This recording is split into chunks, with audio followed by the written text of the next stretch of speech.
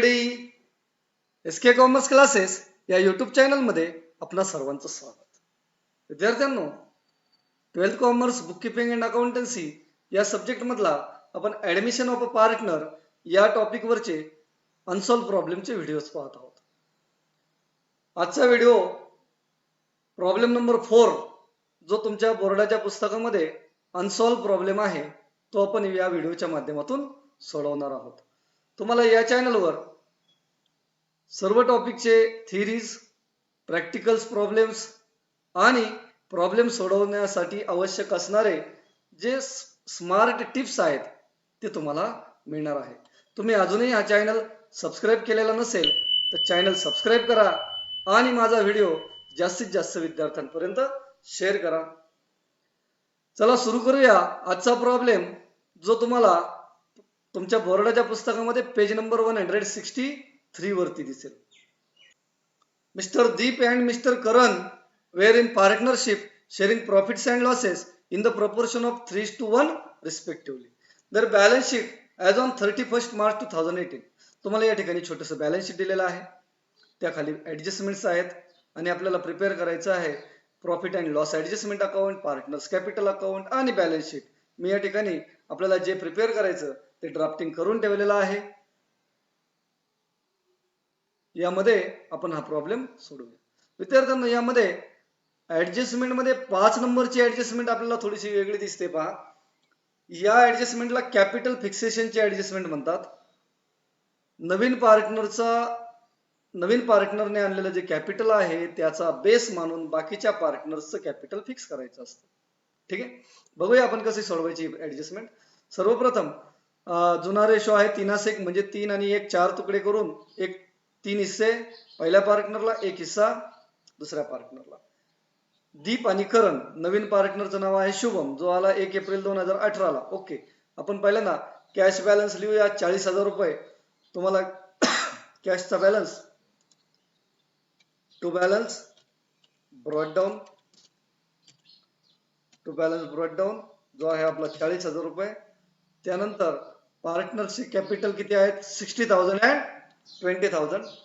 Partners कॅपिटलला जाऊन लिहितोय by balance brought down 60,000 and 20,000. त्यानंतर या उदाहरणामध्ये जनरल रिझर्व्ह सुद्धा आहे 8,000 रुपये. हा अक्युमुलेटेड प्रॉफिट आहे आणि तो आपल्याला डिस्ट्रीब्यूट करावा लागेल 3:1 रेशो मध्ये फक्त ओल्ड पार्टनरला. जनरल रिझर्व्ह लिहितोय मी बाय जनरल रिझर्व्ह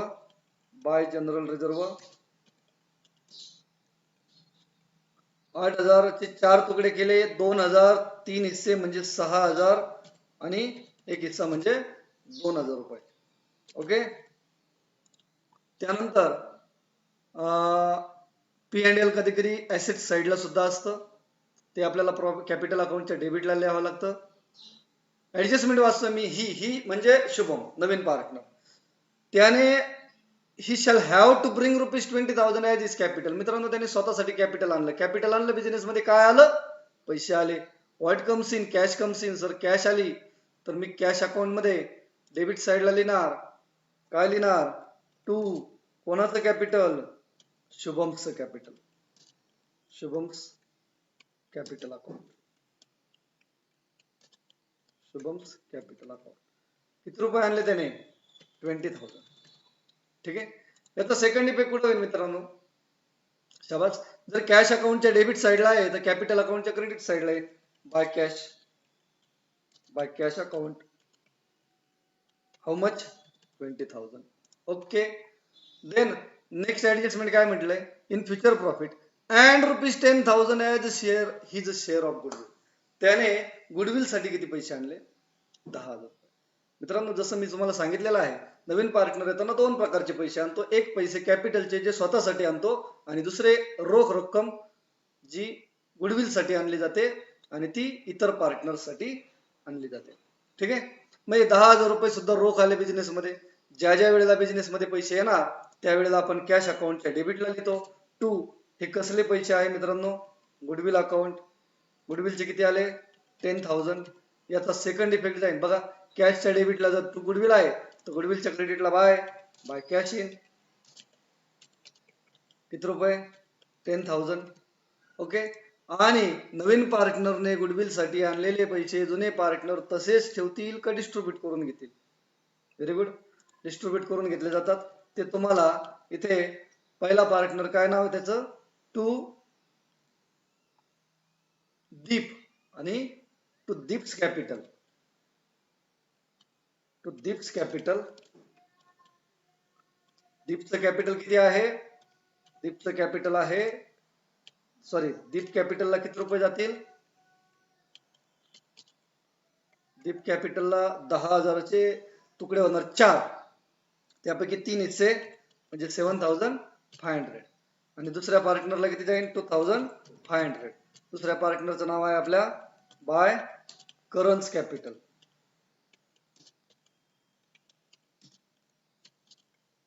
त्याचा दुसरा इफेक्ट कुठे येईल? गुडविलच्या डेबिटला जर कॅपिटलचे नाव आहेत तर कॅपिटलच्या क्रेडिटला बाय गुडविल नाव येईल. By goodwill 7,500 and 2,500. ओके. त्यानंतर नेक्स्ट ऍडजस्टमेंट वाचूया आपण. Provision for 5% doubtful debts created on sundry debtors. Debtors वरती 5% प्रोव्हिजन काढायचे आहे. डेटरची अमाऊंट आहे 32,000 रुपये. मी बॅलन्स शीट मध्ये लिहितो सन्ड्री डेटर्स. या ठिकाणी मी सन्ड्री डेटर्स लिहिले. सन्ड्री डेटर्स त्याची अमाऊंट होती किती? 32,000. त्यामधून मला करायचे लेस प्रोव्हिजन आहे म्हणजे मी त्याला आरडीडी नाव देतो. किती percent? 5%. What is the 5% of 32,000? Sir 3200 1600. Okay. वजाबाकी किती मित्रांनो याची? 30,400. सेकंड इफेक्ट, हे जे 1,600 रुपये 1,600 आपले डेटर कमी झाले म्हणजे हा आपला लॉस आहे. लॉस आपण कुठे लिहितो? Very good. टू आरडीडी किंवा याला तुम्ही टू डेटर्स असंही लिहू शकता. त्याची अमाऊंट आहे 1,600 रुपये. Good. Next adjustment, furniture depreciated 20%. फर्निचरची अमाऊंट आहे 11,000 लेस 20%. ओके. मी पहिल्यांदा या ठिकाणी फर्निचर लिहितो. फर्निचरची अमाऊंट 11,000, त्यामधनं मी करतो लेस, त्यामधनं केले less depreciation 20%. What is the 20% of 11,000? 1100 2200. Okay. 9 आणि 8,000, सॉरी 9,000 8,800 रुपये. ठीक आहे. 11,000 मधून 2 गेले 9,000, परत 200 गेले 8,800. ठीक आहे. 2,200 रुपये जो मला लॉस आहे तो मला रिव्हॅल्युएशनच्या डेबिटला लिहावा लागेल. फर्निचर किती? 2,200 रुपये. त्यानंतर नेक्स्ट ऍडजस्टमेंट आहे स्टॉकची. Stock should be appreciated by 5% and building appreciated by 20%. Sir, what is amount of stock here? 20,000. Right down that 20,000 in your current assets. स्टॉकची अमाऊंट होती 20,000. राईट ना? आय थिंक स्टॉक 20,000 आणि त्यावर अप्रिसिएशन आहे 5%. Okay. याला मी appreciation करायचं म्हणजे काय करतो आपण? ऍड करतो. Appreciation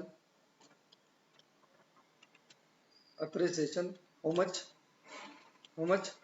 5%. What is the 5% of 20,000? 1,000. त्याची बेरीज होईल मित्रांनो 21,000 रुपये. ठीक आहे. हे 1,000 रुपये आपलं अप्रिसिएशन आपला काय आहे? फायदा आहे. फायदा रिव्हॅल्युएशनच्या म्हणजेच प्रॉफिट अँड लॉस ऍडजस्टमेंट अकाउंटच्या क्रेडिटला लिहितो बाय स्टॉक. त्याची अमाऊंट 1,000 रुपये. ओके. त्यानंतर बिल्डिंग वर सुद्धा अप्रिसिएशन सांगितलंय 20%. बिल्डिंग आहे 16,000. Building, right the building here. बिल्डिंगची अमाऊंट 16,000. त्यामध्ये मला करायचं add appreciation 20%. What is the 20% of 1,600? 16, 16, 32. 3200 याची सम होईल 19,200. 3,200 हा आपला फायदा का तोटा? बिल्डिंगची किंमत वाढली, हा आपला काय झाला? फायदा. बाय बिल्डिंग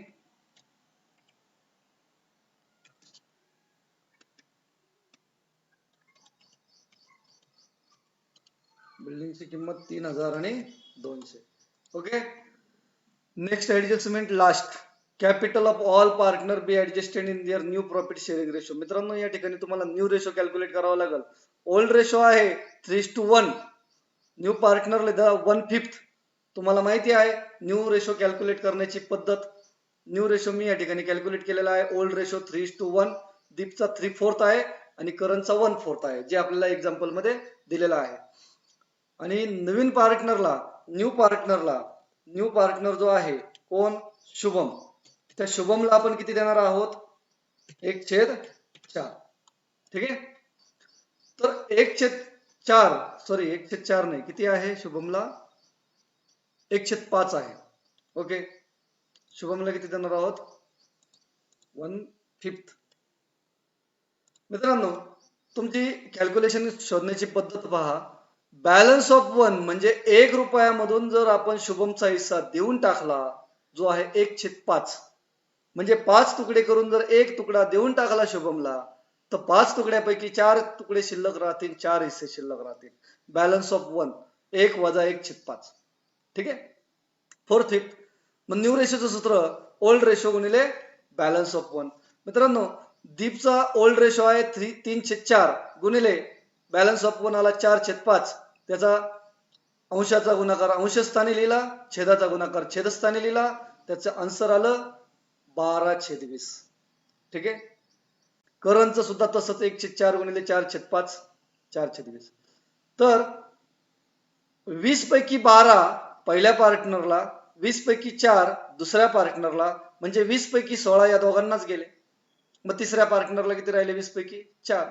मग 12 4 4 म्हणजे 3 1 1. ओके. आणि तुम्हाला उदाहरणामध्ये काय सांगितलंय? हा जो नवीन पार्टनर आहे त्याने किती रुपये कॅपिटल आणलं? 20,000 रुपये. मित्रांनो मला सांगा, जर एक हिस्सा म्हणजे जर 20,000 रुपये, एक हिस्सा म्हणजे जर 20,000 रुपये, एक हिस्सा म्हणजे जर 20,000 रुपये कोणाचे? नवीन पार्टनरचे. नवीन पार्टनरचा एक हिस्सा म्हणजे 20,000. तर बाकीच्या पार्टनरचे रेशो काय आहेत?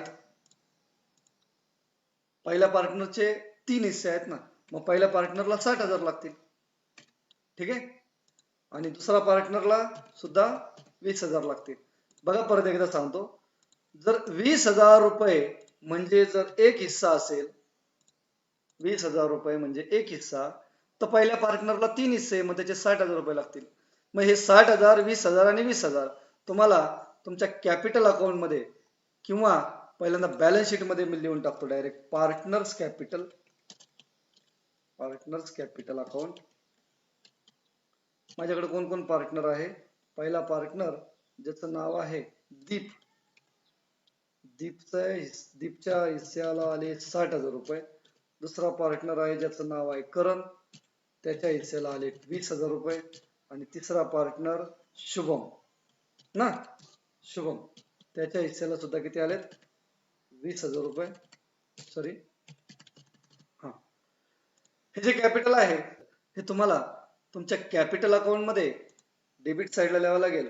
टू बॅलन्स कॅरेट डाऊन 60,000, 20,000 आणि 20,000. ठीक आहे.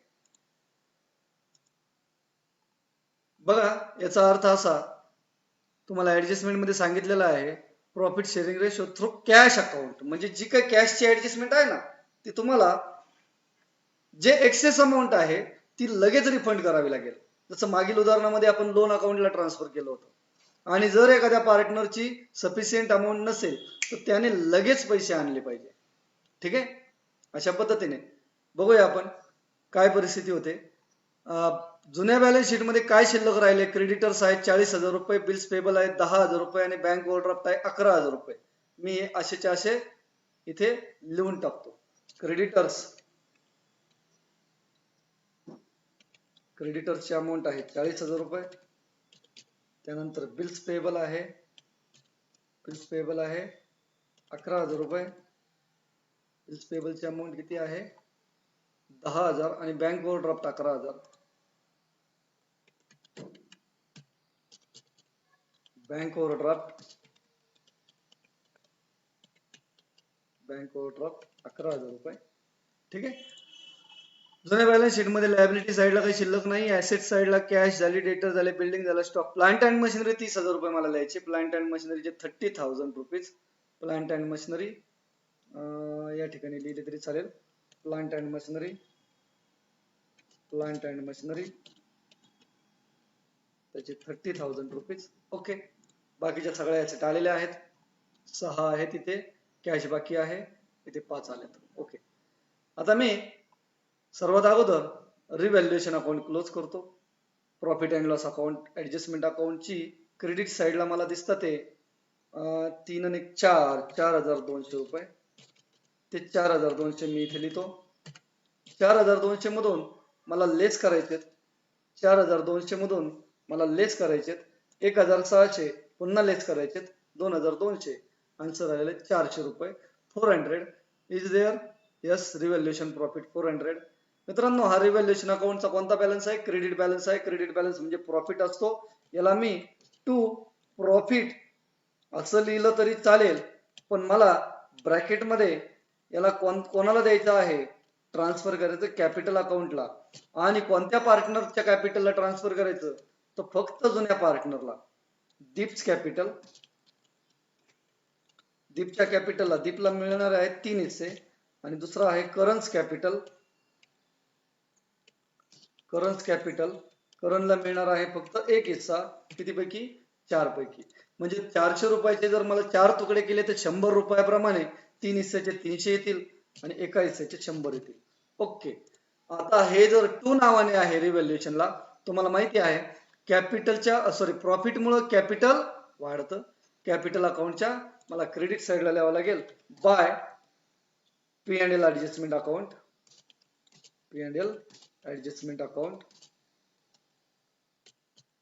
हा प्रॉफिट आहे. पहिल्या पार्टनरला प्रॉफिट झाला 300 रुपये आणि दुसऱ्या पार्टनरला 100 रुपये. ठीक आहे. त्यानंतर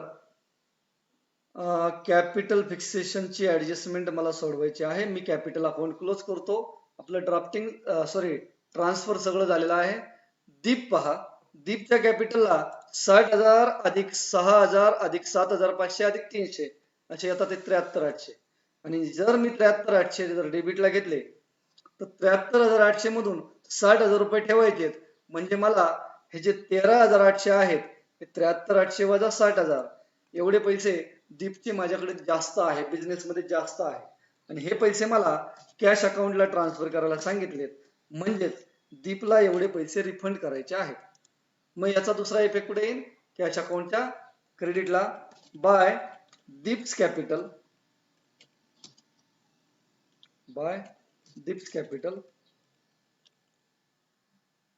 अकाउंट. किती रुपये आले दीपला? 13,800 रुपये. बघूया आपण याचे आन्सर्स दिलेत का? येस. कॅश ट्रान्सफर दीपला 13,800. दुसरा करण नावाचा पार्टनर आहे, त्याची बेरीज करूया आपण. 20,000 अधिक 2,000 अधिक 2,500 अधिक 100 24,600. या 24,600 रुपये त्याचे आहेत. त्यामधून मला 20,000 रुपये कॅपिटलला ट्रान्सफर करायचे आणि उरलेली अमाऊंट त्याला रिफंड करावी लागेल. किती रुपये रिफंड करावे लागतात? ते 4,600. आहे का उत्तरात तुमचे 4,600? यस. मग 4,600 मला same procedure by Karan's capital account. किती? 4,600. ओके. अशा पद्धतीने माझा कॅशचा बॅलन्स किती दिसतोय? 20,000 रुपये. या ठिकाणी जो नवीन पार्टनर आहे त्याचा आपण बेस मानलेला आहे म्हणून त्याला पैसे मिळणारही नाही आणि त्याला पैसे आणावे लागणार नाही. ठीक आहे. कॅश अकाउंटची बेरीज पहा. 40, 20, 60, 70. 70,000 रुपये डेबिट साईडला दिसतात तुम्हाला. 70,000 रुपये डेबिट साईडला दिसतात. 70,000 मायनस करावे लागतील मला. 70,000 वजा 13,800 वजा 4,600. 51,600 रुपये माझे शिल्लक राहिलेले आहेत. याला मी बाय बॅलन्स कॅरेट डाऊन असं नाव देतो. 51,600 मला या ठिकाणी बॅलन्स शीट मध्ये लिहावे लागतील कॅश नावाने. कॅश अकाउंट किती आले? 51,600.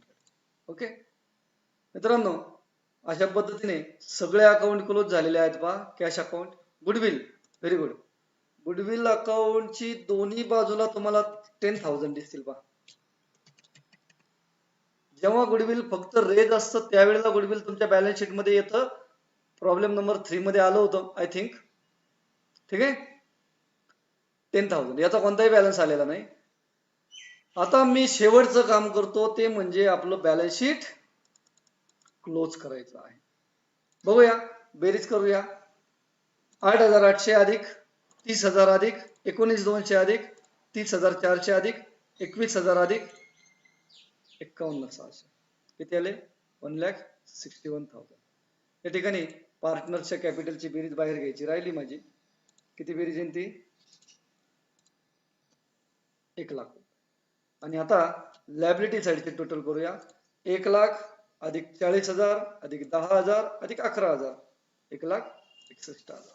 या ठिकाणी हे उदाहरण टॅली झालेलं आहे. बघा पुस्तकामध्ये आन्सर दिले 1,61,000. मित्रांनो, याच पद्धतीने आपणास सर्व उदाहरण सर्व टॉपिकचे याच ठिकाणी अवेलेबल होतील. चॅनल लवकर सबस्क्राईब करा आणि व्हिडिओ जास्तीत जास्त मित्रांना शेअर करा. Okay, thank you very much.